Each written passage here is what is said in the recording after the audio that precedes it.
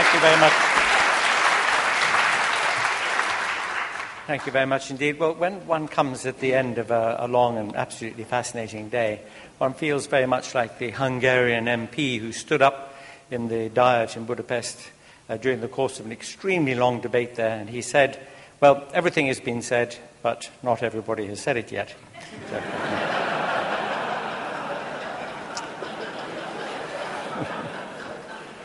So that's my role here. Of course, the phrase humanism and science is actually a very broad one. It implies a lot of different things that might be said, both about humanism itself, about science, and about their relation. And I would like just to pick out a couple of threads of that relationship, which I think is important. I should begin, of course, what one is always advised to do so, on the basis of a philosophical training, to define one's terms. So I'm actually going to define these terms and just say a little bit about what I take humanism to be, and then a bit about what science can do for an understanding of the central humanist concerns. Now, of course, the term humanism denotes a family of views about the good life and about our world and about the place of humanity in it, and what humanity owes itself. I take it that something very central to humanism is the idea that in thinking about our ethics, and by that I mean something very broad and inclusive, something much more merely than just morality, but the question about what kind of people we should be and what kind of society we should have, with the aim of trying to identify all the many different kinds of good lives there can be, given that there are as many of those as there are people to live them, granting that we all have different talents and interests and views, and how we can construct good societies to make good individual lives possible within them. So I take it that in thinking about those concerns, a humanist is somebody who starts from the idea that our best understanding of human nature and our most sympathetic insights into the human condition provide us with our starting point. Those are the materials from which we try to construct an ethical outlook, and on the basis of which we try to organize and live our lives. Now, that view doesn't entail anything about what politics or what more particular individual or detailed ethical principles we might adopt. Indeed, it leaves a great deal of latitude for a conversation about those things. Now, one thing about humanism is that it does invite a conversation about the good life and about the sorts of principles that we should run both individually and in society.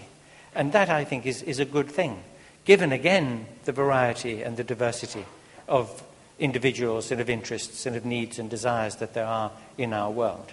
So, starting with the idea that humanism premises the thought that we must have try to get a good understanding of human nature and a sympathetic understanding of the human condition, we immediately see how science might speak to that, because we might expect that the sciences, the natural sciences, and the social sciences of psychology and sociology might help us to get a good insight into questions about humanity, its history, its needs, its interests, about human nature itself.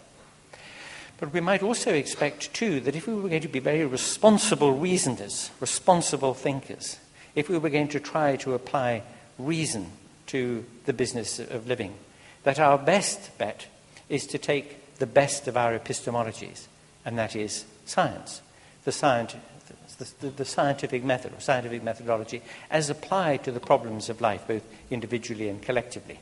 This is something that distinguishes the Enlightenment period of the 18th century. The 18th century was not quite as great a century of scientific advance and discovery, some historians might think, as the 17th century. But it was very distinctive from the point of view of the efforts made by people to apply scientific canons of reasoning, scientific rationality, the use of evidence, the sense that what one's thinking about society and individual life should be constrained by evidence and by reason. There was an attempt to apply these protocols of scientific thinking to thinking about society and ethics and a number of other considerations. And that, of course, had immediate implications for thinking about other things too, because it immediately implied that you don't begin your thinking on the basis of authority or ancient texts or what a self-selected group of individuals, say a priesthood, tells you is right and is true. And those implications are tremendously important ones, because if one begins from observation and if one applies one's reasoning powers to them, if one consults the accumulated empirical experience of mankind and attempts to apply them sympathetically to an understanding of individual life and society, then of course the chances are that one's insights into things are going to be much richer and more important. So let me say a little bit then about why this year of all years, 2009, which is a year of many anniversaries, not just the 400th anniversary of Galileo turning his telescope on the heavens, not just the 200th anniversary of Darwin's birth, or the 150th anniversary of publication of The Origin of Species, but it's the 50th anniversary of a lecture given in Cambridge, the Reed Lecture, by the scientist, civil servant and novelist C.P. Snow, the lecture later published as The Two Cultures. Because this bears directly on our problem today and on our prospects as well for thinking today as humanists about our world and about the future of it. As Snow said in that lecture, you were probably all just reading it in the bath last night, so you're very familiar with his views in there. But he said two things. He said, firstly, the problems that face the world, and one of them that worried him particularly was the problem of feeding the multitudes that everybody at that time thought would overwhelm the productive capacity of the world. He was very worried about the future, demographic future of the world and the possibility of mass starvation. And he thought that it was to science that we would have to turn to try to solve that problem. And indeed, to science that we would have to turn to solve other problems as well. Science at that time, of course, was creating some problems because it had produced nuclear weapons. And they were a very major concern in the late 1950s, as you know, they remain today. But it was also a belief among those who knew a bit about science and who reposed some confidence in its capacities and in scientists themselves that science could help to solve difficulties. And Snow said that if science is going to solve difficulties in the future, then it's important that there should be scientists. That is, that people should be educated in science, and that other people who are not themselves experts in one or another field of natural science should nevertheless be scientifically literate, so that they could be informed observers of what was happening in science and its applications via technology to the world, and that they should be informed participants in the conversation that a society has about what we do with our science and how science can be put to work for us in positive ways. And yet, he said, if one looks at the situation in the contemporary world, contemporary to 1959, what we see is a widening gulf between, on the one hand, science and those who know something about science, and on the other hand, the arts and humanities. And the problem about this gulf is a very acute one, he said, because most of the people in Parliament and in governments around the world, most of the people who make decisions about the funding of science and the direction of scientific research and its applications are not scientists. They are students of the humanities. They're people who've got arts degrees from universities and have become politicians, and who then in government, and they make these decisions, and they are not themselves intimately acquainted with the sciences and don't really have a good grasp of the possibilities, the limitations, the capacities promised by science. And indeed, at the time that Snow wrote, of course, it was very much the case, still the case then, I think less the case today, despite the fact that the gulf identified by Snow has widened since his time, just because of advances in science and the greater specialization required to understand those advances. But in his day, the attitude was this, that science, you remember at school, was about stinks and bangs, you may remember. And people with dirty fingernails did it, and the more intelligent, cultivated and sophisticated individuals went onto the classic side of school, went to Oxford and read PPE or Greats or something like that, and of course became governors and made these decisions. So the division was one which was cultural as well as merely a matter of knowledge.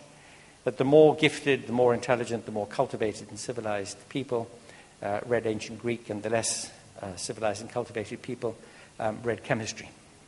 Well, it's a very interesting and really rather paradoxical fact that less than a century before Snow's famous Two Cultures lecture, that there was a battle between, I mean, it was a civilized and a friendly battle, but a battle nevertheless of ideas, between Huxley, T.H. Huxley, and Matthew Arnold.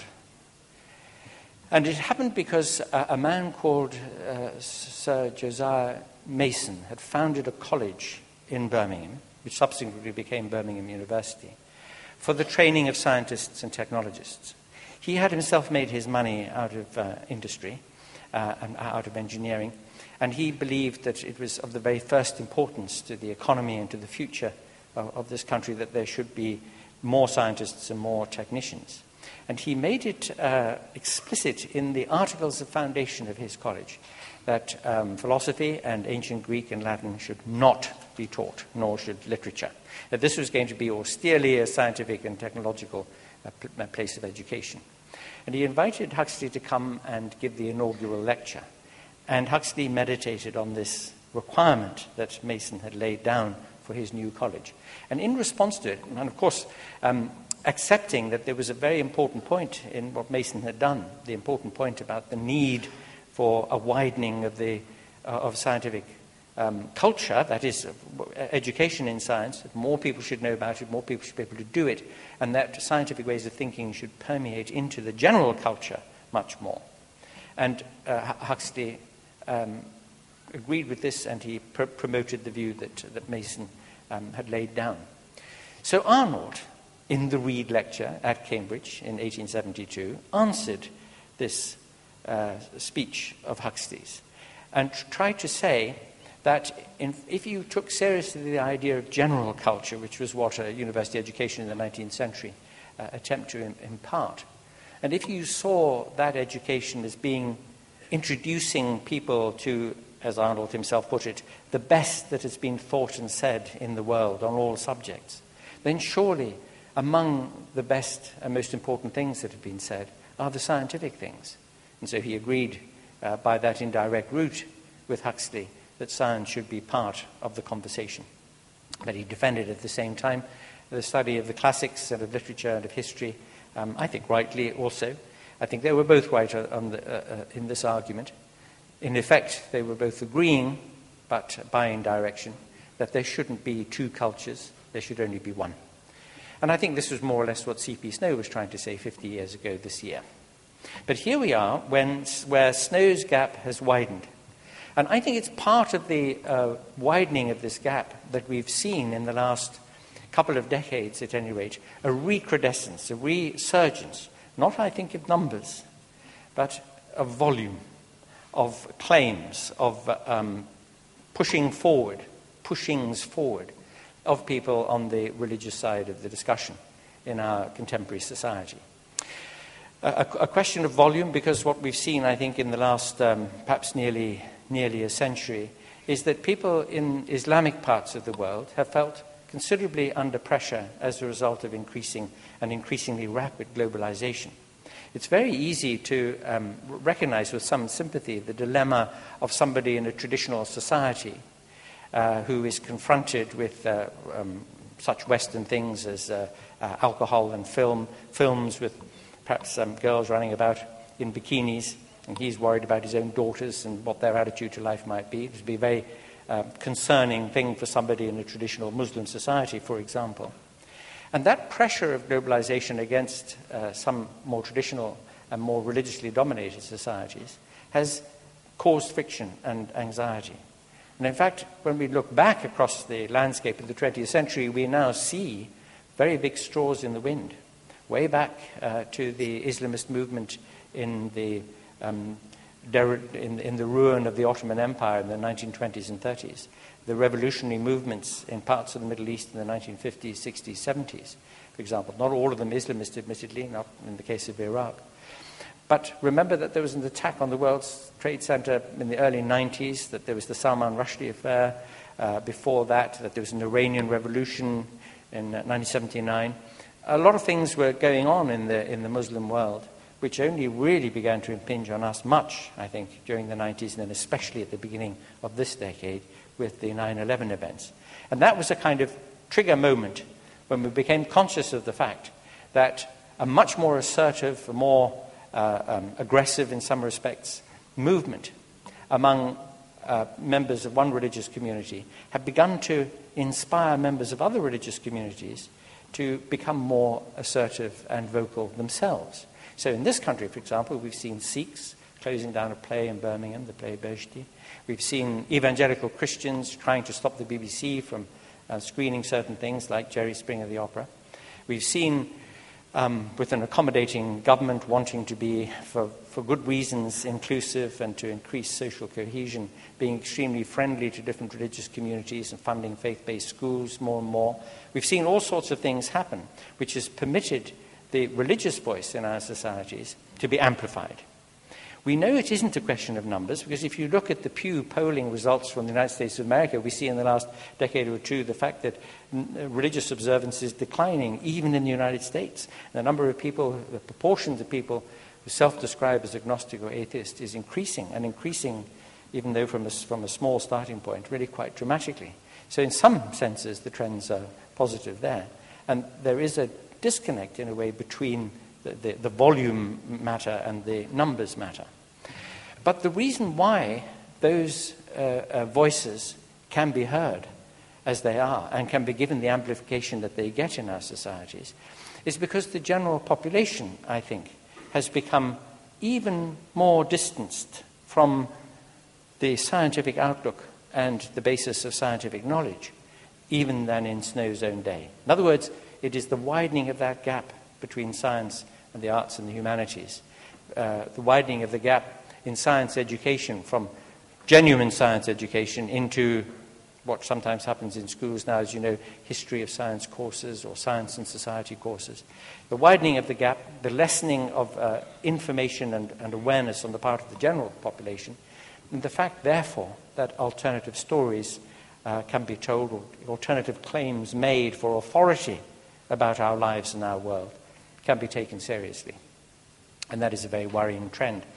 So one thing that, as humanists, we should remain alert to, and this is scarcely necessary for me to say it, but it always bears iteration, is that a way of thinking about things, the scientific way of thinking about things, and I want to say just a tiny bit more about that in a moment, is something that we have to keep asserting the importance of. We have to keep saying that this mindset, this attitude, which is basically the scientific mindset or attitude, is of the greatest importance right throughout our education system, right throughout the social conversation, right throughout all our efforts made to construct a society which is good for all of us. So let's dwell a little bit on what we mean by a scientific attitude and the importance that it might have for us as humanists engaged in this discussion, this argument that is in some respects such a bad-tempered one at the moment in our society. I want to pick up on a particular point which is very familiar to all of us, the point about knowledge and proof and certainty. Does science give us knowledge? Does it give us proofs of things? Does it give us certainty about things? Well, we're all familiar that it doesn't do any of those things. You may remember, I heard a very interesting anecdote about the late Sir John Maddox, who was editor of Nature, the magazine, just recently. He was asked what science, did we have the final answer in quantum mechanics? Do we have the final answer in cosmology? Do we have the final answer in biology and so on? And he said, no. He said, we don't have the final answers there at all. In fact, what we really know is very little indeed. Perhaps what we really know is nothing. But this is the exciting thing about science, that it is always prepared to go further. In fact, he was asked, what would you say you had published in Nature magazine that was absolutely right? And he said, not one single article. This is because science is always in progress, and we're going to find out that we didn't get it quite right, and we're going to learn more as time goes by.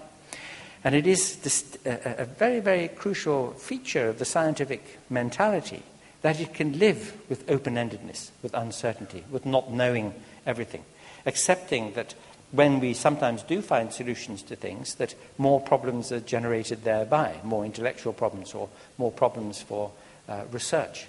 And it is this open-endedness, this uncertainty or doubt, which is in fact vivifying and refreshing and encouraging, stimulates research and inquiry, which is a very important feature of that outset. And it contrasts tremendously, of course, with the mindset that wants a neat, finished story, which has a beginning and an end, explains a purpose, can be told you in a rather short amount of time, 10 minutes, I think, for Christianity maybe. And that's very much contrasted with how long it takes to understand even the basics of physics. So that there's a very, very big difference between the two mindsets in question. And whereas you might say of science, of the natural sciences, in their range and variety, that they consist of accumulating bodies of information and understanding about our world, we can also say of them that they are intrinsically defeasible. That is, that we might always find out that new evidence, countervailing evidence might come along, and we would have to refine and improve our understanding, that there is always work to be done.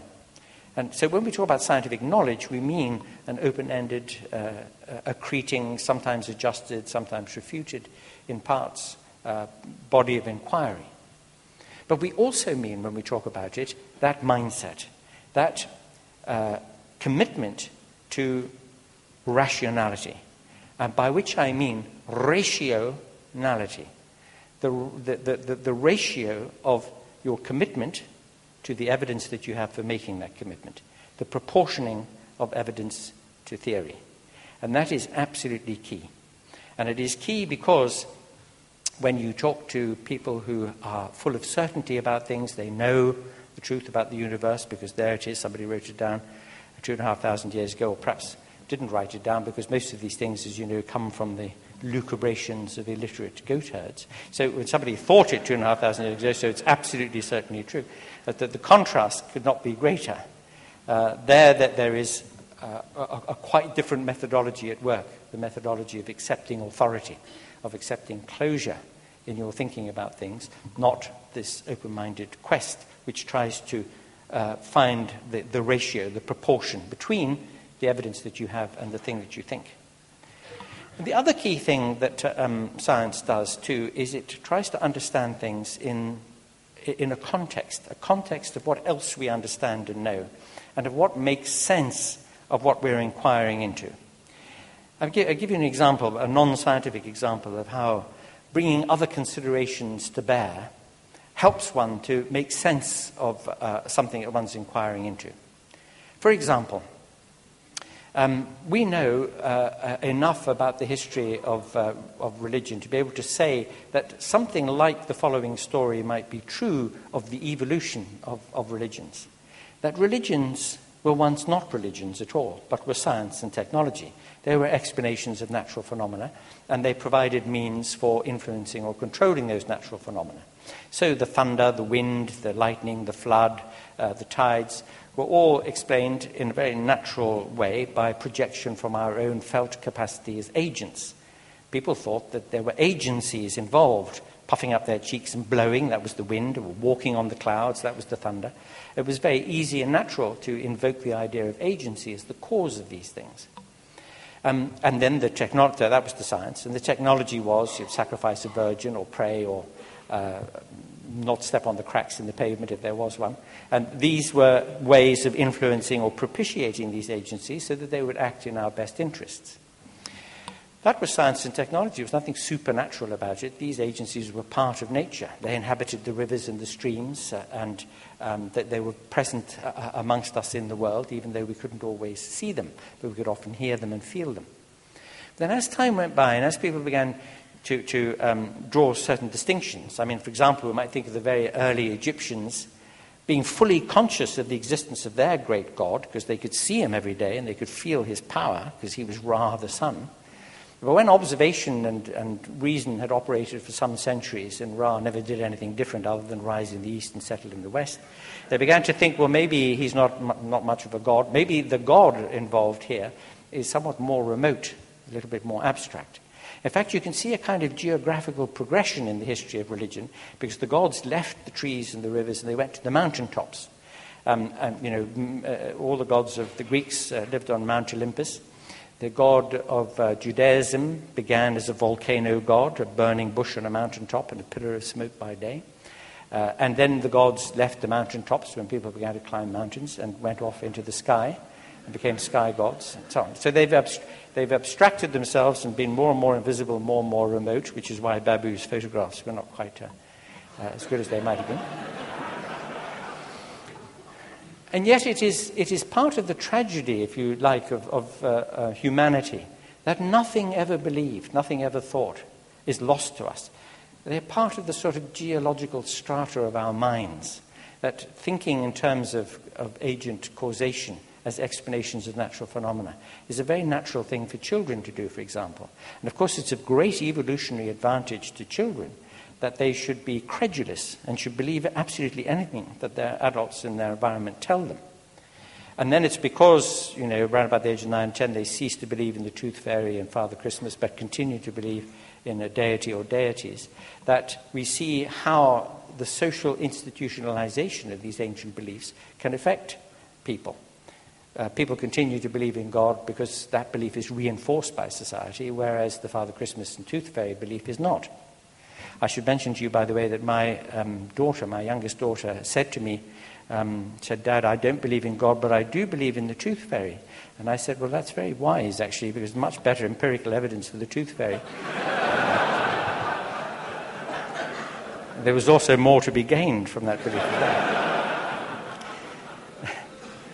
So there you can see how, I'm using this example of how you draw together different considerations, the considerations from history and explanations of why people held certain beliefs or views of the world, in order to contextualize your understanding of a phenomenon, which is the existence of religions and religious organizations, practices and beliefs in all human societies. And you can make it more detailed. You can say, here is a story. God makes a mortal maid pregnant, and she gives birth to an egregious figure who has all sorts of adventures, does all sorts of things, goes down to the underworld, comes out again, eventually goes up to join his father somewhere. In the case of Hercules, you remember Zeus made his mother Alcmene pregnant. Zeus had a taste for mortal maids and was energetic. He was, after all, a god, and he produced many sons who did egregious things, and many of them went to the underworld and came out again. And indeed, this story of the god who makes the mortal maid pregnant is a very common one in mythology of the Middle East, and indeed elsewhere. It's to be found in ancient Egyptian religion, for example, and of course it is the story of Christianity too. Now, when you take all these considerations together and you put Christianity into the context of them, you begin to ask questions. You begin to say, well, why is it that this one is so special? Why is it that this one is true, but the others are just stories? So it's the contextualization. It's trying to connect things to make sense of them, which is another aspect of the scientific outlook. So you have rationality, the rational proportioning of evidence to the claims that you make, or the places you're going to rest your confidence on for the time being until other evidence comes along. And it's the contextualization of that inquiry that helps you to make sense of this world. And when you apply those two things, rationality and contextualization, to any of the claims of any of the religions of antiquity, you come to an understanding of why it is that there are so few religions left. I mean, most of the gods that have ever been believed in throughout history, and there are many thousands of them, have all of them vaporized in the light of increasing knowledge and reason around the world, and the numbers left are few. They're noisy, they're sometimes dangerous, they're a problem. We see from what we've heard today how much of a problem they can be. But the overall trend, in my opinion, this may be wishful thinking, it is late in the day after all, but it seems to me that the overall trend is an optimistic one. Well, this is something, an example of how use of scientific styles of thought, not science itself particularly, but scientific styles of thought, as happened in the Enlightenment, and we are still, I think, in the, as it were, the phenotype of the 18th century Enlightenment. We are it. That these ways of thinking about things help us in our thinking about the problems of society and of how to construct individual good lives in society. And it helps us also to explain why increasing numbers of us are no longer content to accept or even indeed to respect the existence of worldviews which are neither rational nor contextualized. The other thing, and I conclude on this point now, is the way that science might help us to understand those two concerns of ours which constitute the premises of our humanistic outlook, our understanding of human nature and our understanding of the human condition. On the question of human nature, well, I mean, you'll be familiar with the fact, of course, that there is a controversial debate in the natural sciences and social sciences over the degree to which evolutionary theory can inform us about human nature in the form of evolutionary psychology, and how much we can hope to learn about ourselves from sociobiology. These are controversial areas of debate. A perhaps less controversial area is the neurosciences. A very great deal is being learned about the neural makeup of the brain of human beings and of other animals. We're understanding a great deal about the influence of structures in the central nervous system on behavior and on attitudes and emotions. A great deal of experimental work is now beginning to throw up some insights into aspects of human nature, and I think we're all more or less familiar with some of this work. You may have come across perhaps the work of Patricia Churchland, a philosopher interested in the philosophy of mind, who has become tremendously excited by a certain kind of vole which exists in two varieties in the United States of America, one in the desert and one up a mountain. And one of them has more oxytocin present in its brain than the other one does. And the one with more oxytocin in its brain tends to bond for life. And the one with less oxytocin in its brain tends to be rather promiscuous. Well, by the way, this is a little footnote remark, the fact that oxytocin is a substance that creates trust between people and bonds between people suggested to me a solution for the banking crisis recently, which was, since the bankers wouldn't trust one another, why not just squirt some oxytocin up their noses? Now, I cite the example of the voles and their levels of oxytocin, or respective levels of oxytocin, and what inferences might be drawn from this, not in order to support the theory that the complex and subtle and tremendously important emotional makeup of a human individual comes down in the end just to hormones, just to the neurochemistry of the central nervous system. Although obviously, we know obviously that there is a very definite connection between the two, and understanding it is tremendously important. This is one way in which scientific advance is indeed going to throw great illumination onto our understanding of human nature. I don't think, however, that that kind of understanding is ever going to achieve what some people fear that it will, which is a kind of reduction of the form that says that the pearl is nothing but the disease of the oyster. Just because you understand the complex emotional makeup of human individuals, at least in important part in terms of the neurochemistry of a human body, it doesn't follow from that there is anything less significant or important about the emotional nature of humankind. In fact, you can approach this from a quite different point of view. You can look at the work, empirical work done in psychology and cognitive studies by people like Antonio Damasio and others, who point out that our emotions are vital to our cognitive abilities, that we couldn't be good reasoners unless we were good feelers. You know, Mr. Spock in Star Trek would probably have been absolutely hopeless and useless to everybody because in the absence of emotion, his cold logic would probably have gone off in all sorts of wrong directions. We know, for example, that it's distinctive of psychopathology that people can start from absolutely wrong premises and by the most rigorous logic arrive at even worse conclusions. And this has happened too often in human history for us to be ignorant of it. So there is nothing reductive about the idea that science, the sciences, including the neurosciences, can tell us something about human nature which would be important for our development of an ethical theory. Not at all. Our emotions, our interests as human beings, our response to beauty, our need for love and companionship, the fact that we are essentially social creatures, all these are facts about us that will remain integral to, very central to, the project of creating good lives, and as the next step of creating the good society, which is the context for a good life. So I'm suggesting here that science, the relation of science to humanism, and there can be a number of them, but has at least these two threads. So I've just been saying the sciences can throw a great deal of light on us as human beings, on our human nature, and on the world that we occupy. But also, science is the most successful, the greatest achievement of humankind, for so it is. And I say that as a great admirer of Renaissance art and music and of all the other tremendous achievements of humankind. I think that the natural sciences are the greatest collective achievement of humanity in its history so far. I also think, by the way, that we're right at the very beginning of this great achievement.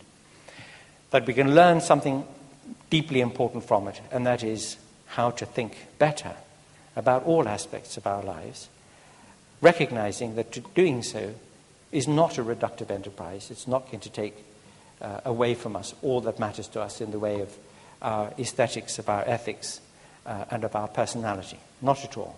But we will expect, if we were to think in those terms and to use that very powerful epistemology offered us by science, that we have a better chance of progress than our religious history ever gave us hope for.